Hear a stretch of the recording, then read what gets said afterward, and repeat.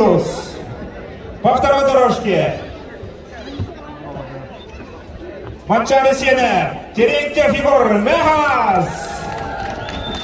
По третьей дорожке Тыргенуал, Руфов Михаил, Верхний Вилюйский улус. И по четвертой дорожке, внимание, Иванов Метеор, Валентин, Усатанский улус. Пятая дорожка. Раз. Пятая дорожка, Филиппов Аял, Амгинский улус. И шестая дорожка, Михаил Батур. На сегодня Бельтасов Айхан, Верхний Вилюйский улус. Вот такой состав. Михаил Батур непросто. Увидим.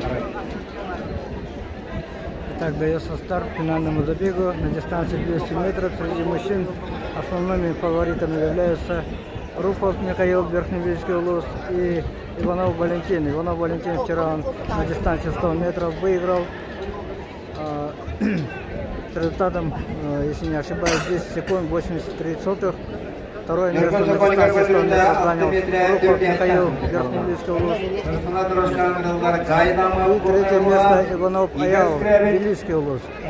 Сегодня мы ожидаем тоже борьбу между этими тремя спортсменами. Но, как говорят специалисты, предпочтение они отдают Руфову Михаилу, потому что на последних метрах очень здорово набегает. Но увидим и посмотрим, подождем несколько секунд.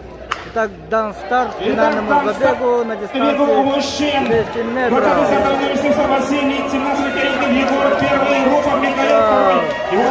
На финишной прямой выходит Иванов Валентин.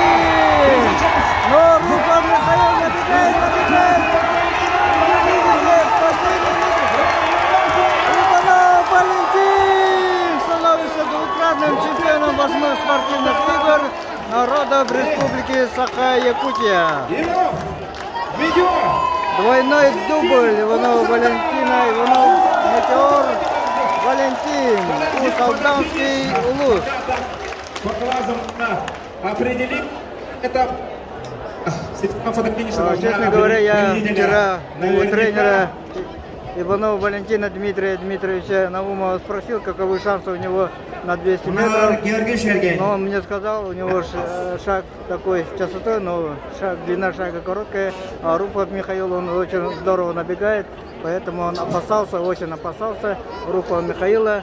Но к его радости, я так думаю и уверен, что к радости тренера Иванова Наумова Дмитрия Дмитриевича, его подопечный Иванов Валентин второй раз.